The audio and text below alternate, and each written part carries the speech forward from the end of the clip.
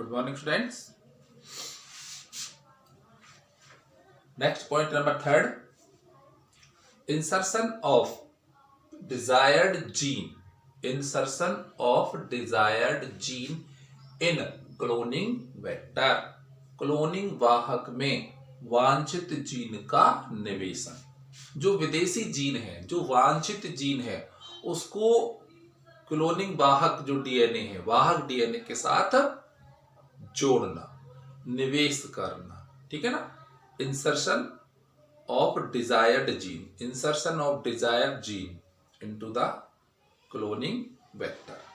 हो गया insertion of desired gene in a cloning vector. तो ये हमको आप लोगों को समझाना है।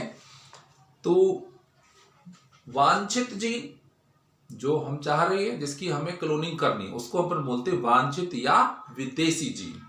और जीवाणुओं से निकाला गया वाहक जीन, दोनों जीन हैं। तो वांछित और वाहक जीनों को पहले काटा जाता है। किससे? रेस्ट्रिक्शन एंडोन्यूक्लियेज एंजाइम से काटा जाता है। काटने पर हम क्या देखते हैं? दोनों के जी और ए के बिटवीन जब काटते हैं तो दोनों के समान चिपचिपे सिरे प्राप्त हो जाते हैं।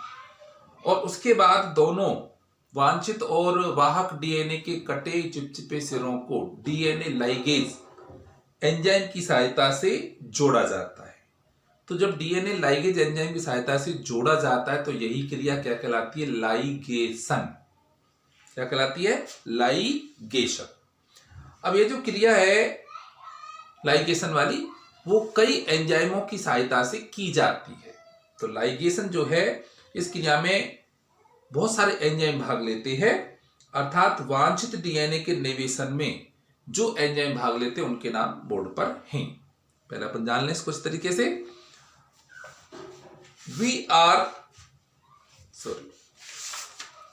First of all, both vector DNA and desired DNA. First of all, both vector DNA and desired DNA cut with the restriction endonuclease enzyme.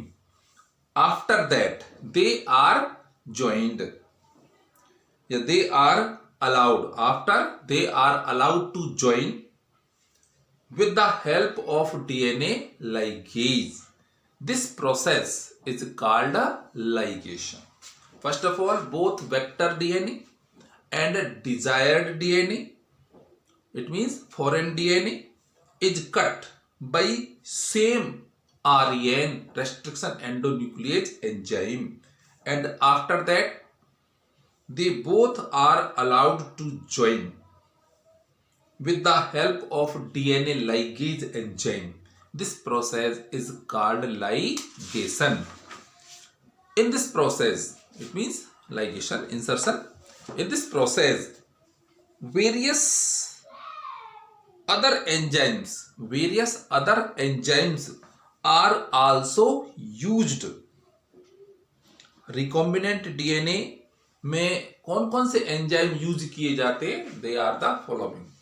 These following enzymes are used to prepare recombination DNA. First of all, restriction endonuclease. It cut the both DNA and desired DNA. प्रतिबंधन जो एंडोन्यूक्लियेज है, ये DNA दोनों DNA को काटता है। मेथिलेजेज, ये methyl समूह जो उसमें होता है CH3 जो ग्रुप होता है, उसको अलग करता है। डीएनए लाइगेज बोथ जो डीएनए जो होते हैं वांछित और वाहक डीएनए, उनके कटे हुए चिपचिपे सिरों को आपस में जोड़ने का कार्य करता है, जॉइनिंग का कार्य करता है डीएनए लाइगेज। एल्केलाइन फॉस्फेटेज, तो एल्केलाइन फॉस्फेटेज अपन जानते हैं ना, डीएनए न्यूक्लियोटाइड जो अपन होते हैं डीएनए में, उसके 5 प्राइम पर कौन सा होता है? फास्फेट ग्रुप होता है। तो 5 प्राइम पर जो फास्फेट ग्रुप होता है, उसको एल्केलाइन फॉस्फेट, तो वो एल्केलाइन होता है, बेसिक क्षारी तो होते हैं वो, तो उसको अलग करने का कार्य करता है एल्केलाइन फॉस्फेटेज। 5 प्राइम से फास्फेट ग्रुप को अलग कर देता है। अलग करता है तो जो सर्कुलर डीएनए होता है वो कैसा हो जाता है? लीनियर डीएनए हो जाता है। जो वृत्ताकार डीएनए होता है, काटने के बाद वो रेखाकार हो जाता है। और रिवर्स ट्रांसक्रिप्टेज, अपन जानते हैं आरएनए में कौन सा एंजाइम होता है? Reverse transcriptase.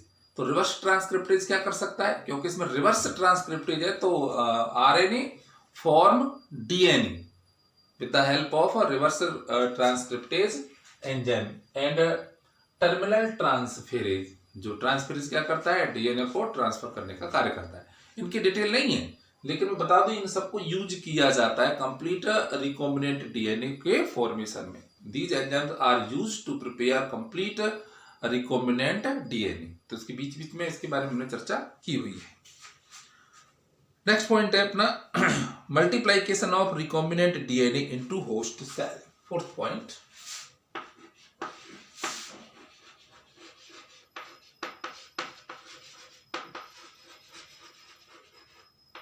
multiplication of recombinant DNA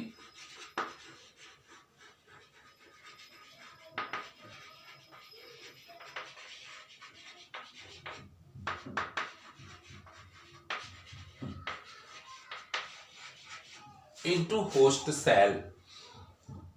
परपोषी कोशिका में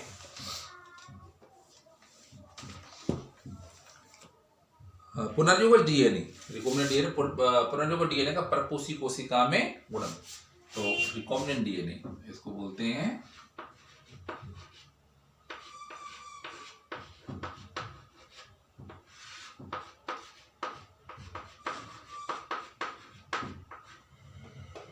पुनर्युगल डीएनए का पोषी कोशिका में या परपोषी कोशिका में गुणन।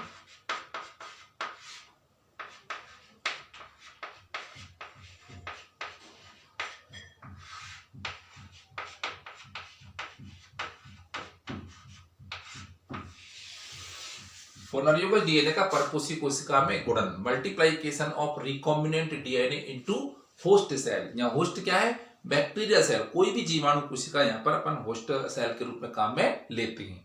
तो उसमें क्या होगा, जब desire DNA with vector DNA, recombinant DNA बन ही जाएगा, तो उसको ट्रांसफर करेंगे। तो यार है ना टर्मिनल ट्रांसफेरेज, तो ट्रांसफर कैसे में करेंगे, होस्ट सेल में इसको ट्रांसफर कर देंगे। अब होस्ट सेल में ट्रांसफर करेंगे तो बैक्टीरियल सेल के अंदर, होस्ट सेल के अंदर रिकॉम्बिनेंट डीएनए क्या करेगा, अपनी क्लोनिंग करेगा, मैनी कॉपी जो है वो प्रिपेयर करेगा। तो जानेंगे इसको।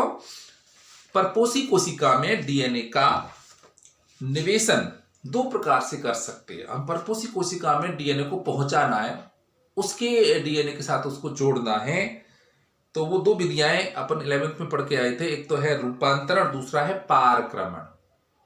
जीवाणुओं में रूपांतरण और पारक्रमण की क्रिया होती है। तो जो वाहक डीएनए है वो बैक्टीरियल डीएनए के साथ जुड़ जाता है, और बैक्टीरियल डीएनए जैसे जैसे अपनी कॉपी करेगा उसके साथ साथ जो वाहक डीएनए और वाहक डीएनए के साथ जुड़ा हुआ वांछित डीएनए उसकी भी कॉपी उसके साथ साथ होती चली जाती है। ध्यान करो 11वीं में क्या पढ़ाया हुआ था। इस प्रक्रिया में जीवाणु ई कोलाई का उपयोग किया जाता है। जीवाणु इस्चेरिचिया कोलाई का पोषी कोशिका के रूप में चयन किया जाता है। फिर इस इस्चेरिचिया कोलाई जीवाणु के अंदर आरडीएनए, पुनर्योगज डीएनए का गुणन होता है, क्योंकि जीवाणु एक कोशिका से दो कोशिका में बनेगा, तो उस जीवाणु के अंदर जो डीएनए हमने निवेश किया है उसकी कॉपी तो बढ़ेगी। कुछ ही घंटों में, कुछ समय में एक जीवाणु से हजारों जीवाणु बन गई, तो सभी जीवाणुओं के शरीर के अंदर यानी कोशिका के अंदर क्या होगा, पुनर्योगज डीएनए की कॉपी बनती चली जाएंगी। तो हो गया ना गुणन उसके अंदर। Now recombinant DNA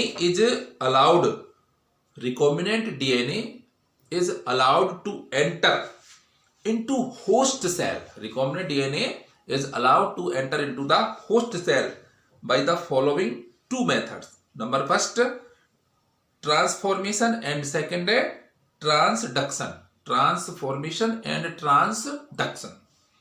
In this process, E. coli bacteria या E. coli bacterial cell is mainly used as host cell for cloning. In this process, bacteria Escherichia coli, it means bacterial cell, is used as a host cell for cloning of recombinant DNA.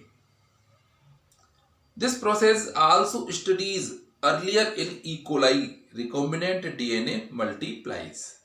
तो recombinant DNA Escherichia coli की body में multiple करता है और सबसे पहले इसमें bacteria E coli को यूज किया गया था। फिर पॉइंट है identification of gene.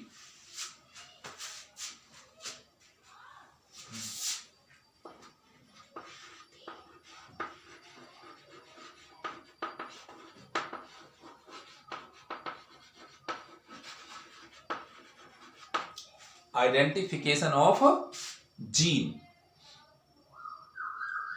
clone and its transfer.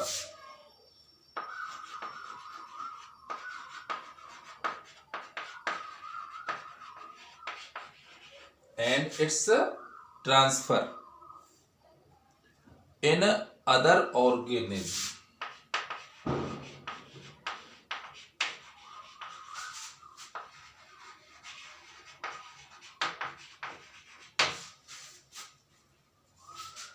Clone की गई जीन की पहचान और अन्य जीवों में स्थानांतरण।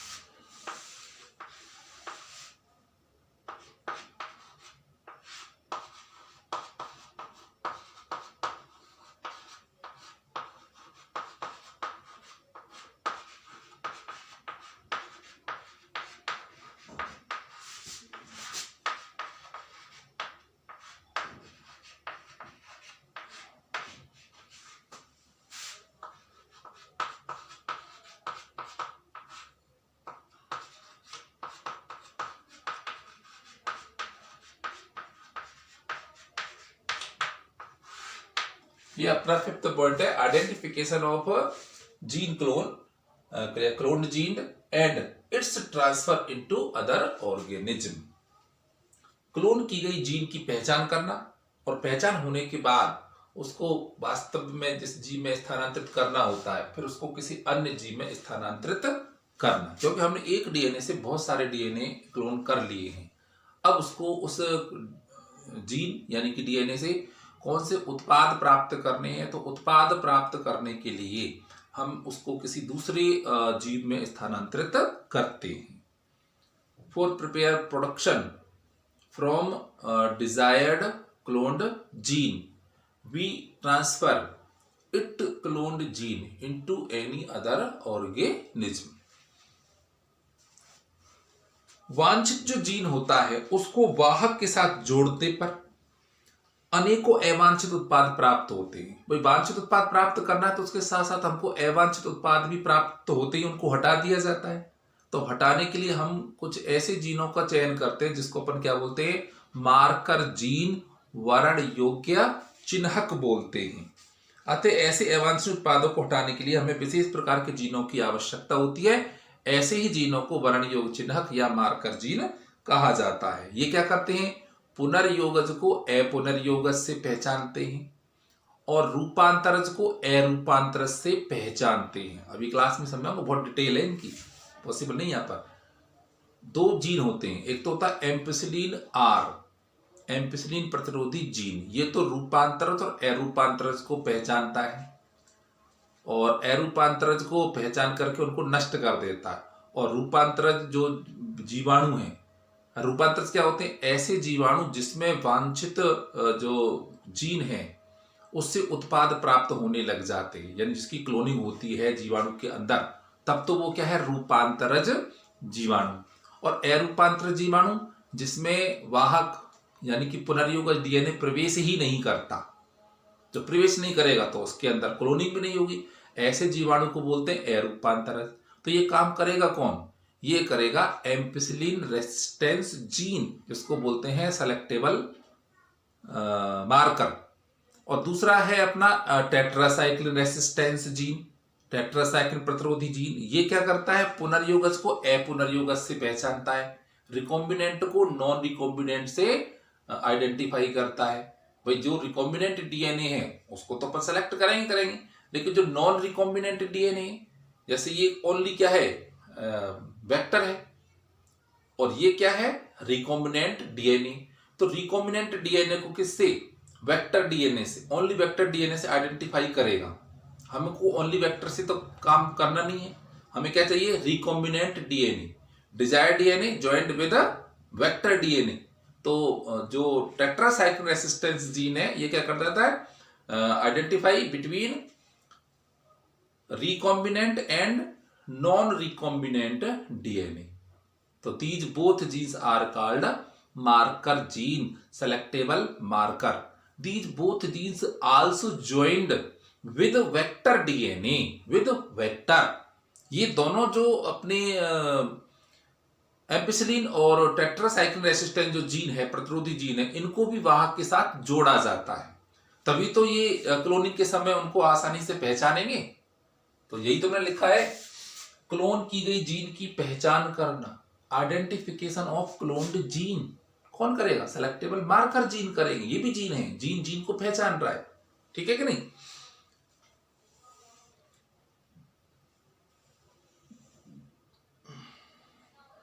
अब मार्कर जीन और कौन कौन से होते हैं भाई, ठीक है, PBR 322 प्लाज्मिड बोलीवर रिट्रोगत जो अपना वेक्टर है उसमें एम्पिसिलिन रेसिस्टेंस जीन है, इसको जोड़ा गया है, और साथ में है एम्पिसिलिन रेसिस्टेंस जीन।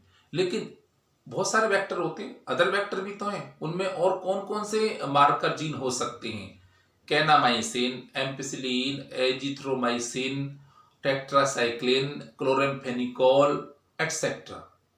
तो बहुत सारे ऐसे मार्कर जीन्स होते हैं। Repeat again, kanamycin are it mean kanamycin resistance, ampicillin resistance, tetracycline resistance और neomycin resistance. Ampicillin, kanamycin, neomycin, tetracycline, chloramphenicol etcetera, these are called marker gene, selectable marker।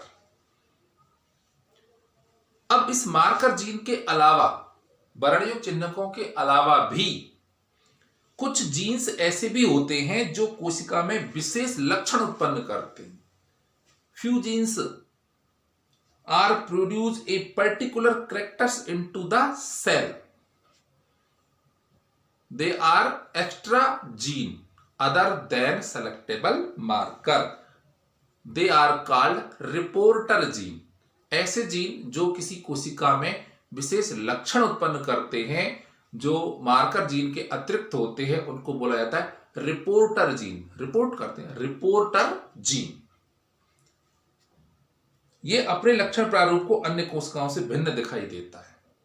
The phenotypic of this gene is like to seem differ than other. अगर ऐसा reporter gene है तो उसका phenotype तो अलग ही होगा, वो अलग ही लक्षण उत्पन्न करेगा। जीन जाएगा तो अपने लक्षण उत्पन्न करेगा। जैसे एग्जांपल पे LUC,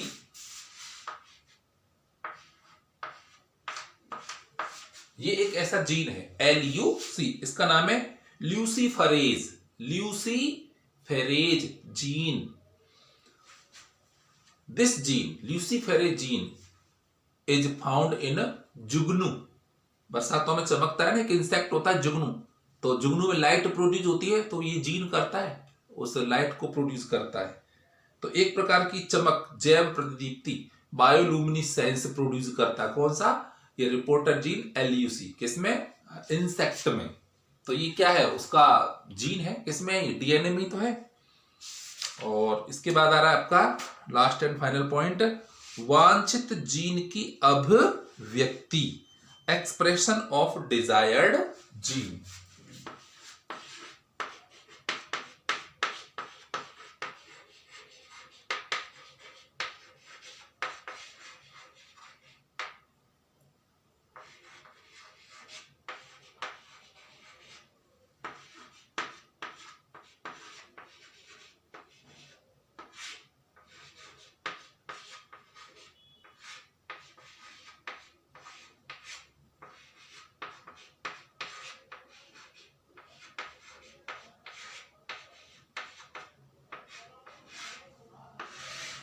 वांछित जीन की अभिव्यक्ति, एक्सप्रेशन ऑफ डिजायर्ड जीन। जब हमने रिकॉम्बिनेंट डीएनए, पुनर्युगज डीएनए को स्थानांतरित कर ही दिया है किसी जीव में, तो क्या स्थानांतरित होने के बाद उस जीव के अंदर वो अपनी अभिव्यक्ति उत्पन्न कर रहा है या नहीं, वो अपने विशेष लक्षणों को उत्पन्न कर रहा है या नहीं। तो ये भी तो हमको देखना होगा, तभी तो हमारा जो एक्सपेरिमेंट है, प्रयोग सफल होगा। तो क्लोन की गई जीन जो है उसको इकोलाई से प्राप्त करेंगे, क्योंकि क्लोनिंग किस में हुई है, बैक्टीरिया इकोलाई के सेल के अंदर हुई है। तो वहां से उसको निकालेंगे, किसको, क्लोन्ड जीन को। क्लोनिंग की गई जीन को जीवाणु से निकाला जाता है, फिर उसे किसी अन्य सूक्ष्म जीव में, पादप में, जंतु में प्रविष्ट करा दिया जाता है। क्लोनिंग वाले जीन को निकाला, अब जिसमें वांछित जो भी जीव है, चाहे वो बैक्टीरिया सेल है, चाहे वो प्लांट सेल है या फिर एनिमल सेल है, उसमें प्रोडक्ट प्रिपेयर करने के लिए, उत्पाद प्राप्त करने के लिए उसमें फिर स्थानांतरित किया जाता है। और फिर जब किसी जीव में इसको स्थानांतरित करेंगे तो उस डिजायर्ड डीएनए से जो उत्पाद हमको प्राप्त करने होते हैं, वो उत्पाद उस जीव के शरीर के अंदर वो जो डीएनए है, जो जीन है, वो बनाएगा। इससे ही अपन क्या कहते हैं, वांछित जीन की अभिव्यक्ति। जो जीन हमने खोजा, काटा, जोड़ा पुनर्योगा डीएनए बनाया, जीवाणु में क्लोन किया, क्लोन करने के बाद उसको किसी जीव में स्थानांतरित किया, किस लिए, वांछित उत्पाद प्राप्त करने के लिए, और सब कार्य सही प्रकार से रहा तो जीव के शरीर में यही वांछित जीन क्या करेगा, उत्पाद बनाएगा। और उत्पाद बना रहा है तो हमको दिखाई दे रहा है, तो इसी को क्या बोलेंगे, वांछित जीन की अभिव्यक्ति। जैसे जीवाणु इकोलाई में मानव का जो इंसुलिन है वो जीवाणु से बनाया जा रहा है, तो जीवाणु में मानव का जीन, इंसुलिन बनाने वाला जीन क्लोन किया, क्लोन करने के बाद बैक्टीरिया में इसका उत्पादन होता है, फिर बैक्टीरिया में ये पुनर्योगज इंसुलिन बनाने वाला जीन डाला, तो बैक्टीरिया जो सेल है, जीवाणु कोशिका में इंसुलिन का उत्पादन किया जा रहा है। मानव की इंसुलिन बनाने वाले जीन का ट्रांसफर बैक्टीरिया में किया, क्लोन किया, क्लोन के बाद फिर से बैक्टीरिया में निकाल करके दूसरे बैक्टीरिया में डाला, तो वहां वो जीन वांछित उत्पाद प्राप्त कर रहा है, इंसुलिन तैयार कर रहा है, ताकि जो अपने को डायबिटीज वगैरह जो होती है उसको कम किया जा सकता है। इंसुलिन की मात्रा बढ़ाएंगे तो अपने जो डायबिटीज होती है ब्लड में, वो शुगर जो, हाँ वही तो शुगर ब्लड में होती है, उसको कंट्रोल किया जाता है। तो बहुत समझने वाली एक टॉपिक और ये चैप्टर रहा अपना। The cloned gene is derived from E. coli. The cloned gene derived from E. coli is inserted into any other microbes, plant and animal cell. The cloned gene derived from E. coli is inserted into any bacterial cell, plant cell, animal cell to get desired product. Example, insulin production by E. coli. Those plants and animals which contain foreign DNA, those plant animal which contain foreign DNA are called transgenic organism. ऐसे पादप और जंतु जो किसी वांछित gene को अपने शरीर में प्रविष्ट करने देते हैं, यानी किसी वांछित जीन को किसी पादप कोशिका में या जंतु कोशिका में उनके शरीर में स्थानांतरित कर दिया जाता है, तो ये जो स्थानांतरित जीन है इसको तो अपन क्या बोलेंगे, ट्रांसजीन, और उस जंतु को ट्रांसजेनिक जंतु, या पादप है तो ट्रांसजेनिक पादप, और किसी फसल में अगर ट्रांसफर करते हैं तो उसको बोलेंगे ट्रांसजेनिक फसल, ट्रांसजेनिक क्रॉप। ठीक है, आज इतना ही, थैंक यू।